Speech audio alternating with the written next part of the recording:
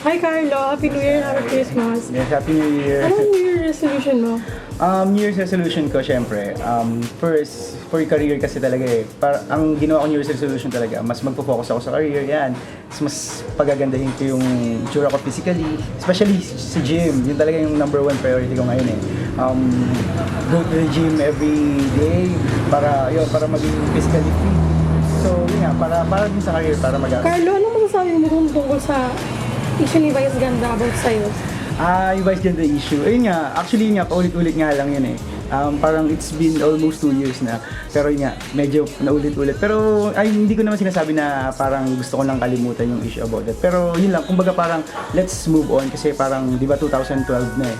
So, ibang year na. So, dapat ibang career, ibang issues naman sana para hindi pa ulit-ulit na lang. Kasi yun nga, siguro, Vice Ganda has his own life naman and I have my own career. So, para sa akin, kumbaga past is past and yun nga, we have to move on kung ano man yung meron ngayon. Saka ayaw kasi na isipin ng iba, di ba? Parang I'm using someone just for career, di ba? So, kumbaga para sa akin, I will just do my best, do my work, and yun, and focus on my career. So, yun, para walang masabi ibang tao. Sa darating movie mo ng The Pattern, anong role mo dun? Sa The Pattern. Bali sa The Pattern, I will play the role of Jaime De Claros. Actually, simple lang yung character niya eh. He's just a taxi driver. Pero, dun sa pagiging taxi driver na yun, yung character niya kasi, dun yung makikita yung parang nagdaan siya through many trials, problems. Tapos, yun nga, actually kasi yung movie niya The Pattern kasi hindi lang, kumbaga parang it's not just an ordinary type of movie na pinapalabas na lagi natin napapanood. It's a movie with a twist, kumbaga. So, dun mo makikita na parang yung character ni Jaime De Claros dito sa The Pattern, parang dun mo ma-observe na parang dun sa mga obstacles na pinagdaanan niya, yung mga trials na pinagdaanan niya, dun niya makikita na parang may, kumbaga, hindi pala yun yung usual na dapat na ginagawa niya or hindi yun yung usual na effect na dapat mangyayari sa buhay niya. Kumbaga, there's always room for a second chance or another life. Abangan nyo yung The Pattern kasi sigurado, I'm very sure na magugustuhan niyo talaga siya. Hindi lang siya basta-basta, hindi lang siya yung typical na movie talaga na napapanood nyo. Kumbaga, maraming lesson, tapos sobrang mabibilib kayo dun sa mga twist ng story kasi hindi siya common movie eh. Sa movie na The Pattern, sa isang scene dun, naglap-lapon daw kayo ni Alicia Villafranca? Yeah. Nakakatawa nga eh. Kasi yung may isang scene sa movie namin The Pattern na we have to do some kissing scene and medyo sexy scene. Pero hindi naman siya bold eh, totally. So yun, first, nakakaba kasi nga, di ba, parang hindi usual eh.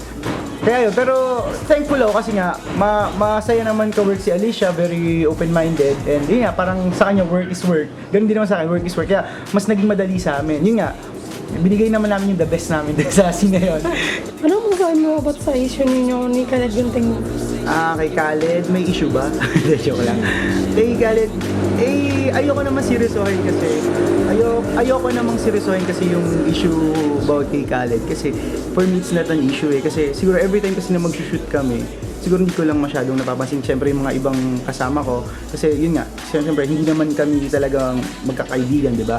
So, para sa akin, nagpo-focus lang ako kung ano yung pinapagawa ng director, kung ano yung binibigay sa script. Kumbaga yun lang, focus lang dun sa gagawin. Kaya siguro parang nami-misunderstood lang rin siguro. Yung pagiging tahimik o yung pag-work ko lang as an artist ng Pagilas, yun nga kasi pero for me it's not a big deal or it's not an issue kasi kumbaga siguro nagkakataon lang din talaga na maraming ginagawa sa set kaya siguro hindi rin kami nagkakaroon ng time mag-usap dalawa or yun saka wala lang. Carlo, ano masasabi mo tungkol dun sa Cybervision or live streaming in net? Okay. Yung about sa Cybervision, yung live streaming, okay naman ako doon. Kasi for me, yun na yung future eh. Yun na yung future ng entertainment ngayon. Parang, kasi lahat naman kumbaga nagbabago eh. We are facing a fast technology na rin, di ba? So for me, natutuwa ako kasi nga yung All About Adam will be shown on live streaming, which is parang, actually, sobrang excited ako sa All About Adam kasi yun yung first project ko talaga with Pagilas. And yun nga, sinasabi ko nga sa production na parang sobrang mahal ko yung All About Adam na yun kasi parang for me, isa yung sway kaya nagbigay ng spark sa career ko. Yun nga, saka nung nag-pilot siya before sa network, natuwa ako kasi maganda yung pilot episode, sobra. Tapos maganda yung, as in maganda lahat eh. Yun nga, kumbaga kailangan lang talagang ituloy. And I'm happy kasi nga, binalitas na nga sa amin ng Pagilas na it will be shown through live streaming. Now, which is good kasi yun nga, ano naman ng mga tao ngayon, di ba? Parang almost 12 hours to 15 hours ng mga tao ngayon nag-spend ng time through Facebook and through net. Kaya I think it's a good idea na sa live streaming ipapalabas yung All About Adam. And yun nga, sa US kasi ngayon ganoon na din eh, na sobrang boom na yung live streaming sa US ngayon eh. And I think it's the right time na dito naman sa Pilipinas na maging sikat yung live streaming. Kaya yun, sobrang happy and thankful naman ako dun sa ginawa ng Pagilas na yun for All About Adam. May mga dating mga projects? Projects, yun. Actually, may in-offer nga sa aking bagong project after nitong The Pattern, yung producer ng Pagilas. I will do yung next project ko is entitled Angels. Yun, may title na siya eh, kasi hindi pa lang namin na-shoot. Pero, yun, naabangan niyo dapat yun. Kasi, kung dito sa The Pattern, medyo dramatic yung role ko. Dito sa Angels, medyo ibang Carlo Manalo naman yung makikita nyo. Kasi, fantasy kasi ito eh. Medyo supernatural yung ng movie.